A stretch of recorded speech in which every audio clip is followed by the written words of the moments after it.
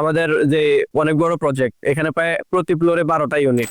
অনেকে জানতে চায় আমরা কি ধরনের ম্যাটেরিয়ালস ইউজ করি, যেখানে অন্যান্য প্রজেক্টে অন্যান্য কোম্পানিতে এই বিষয়গুলা ওই রকম ভাবে মেনটেন করা হয় না।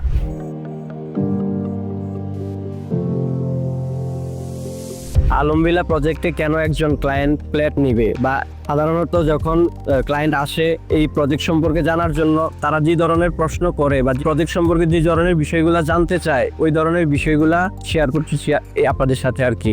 অনেকে বিষয় হচ্ছে এরকম, অনেকে আমাদের যে অনেক বড় প্রজেক্ট, এখানে প্রায় প্রতি ফ্লোরে 12টা ইউনিট, তো এখানে এয়ার সার্কুলেশন ব্যবস্থাটা কতটুকু আছে সেটা জানতে চায়।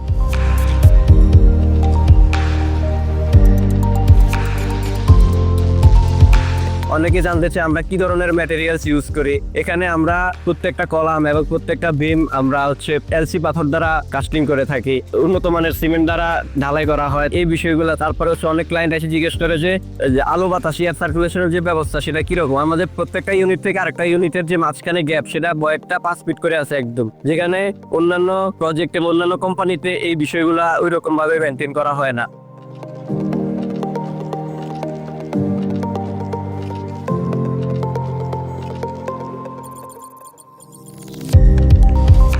তারপরে এখানকার বিষয় হচ্ছে এখানে যে টাইলস ব্যবহার করা হয়, যে ইলেকট্রিক ওয়ারিং, ইলেকট্রিক তার, যেগুলা ব্যবহার করা হয়, এগুলো সব বাংলাদেশের টপ ব্র্যান্ডের, এগুলো দ্বারা ব্যবহার করা হয়। তো আমি বলবো যে এখানকার যে মালামাল, এখানকার যে ম্যাটেরিয়ালস, এগুলো আমরা সবসময় 100% কোয়ালিটি মেনটেন করার চেষ্টা করি, এবং মানুষের যে নির্ধারিত যে টাইম, সেই টাইমের মধ্যে আমরা আমাদের ফ্ল্যাটগুলো হ্যান্ড ওভার করে দেওয়ার চেষ্টা করি, যাতে মানুষের সাথে আমাদের কমিটমেন্টটা 100% ঠিক থাকে।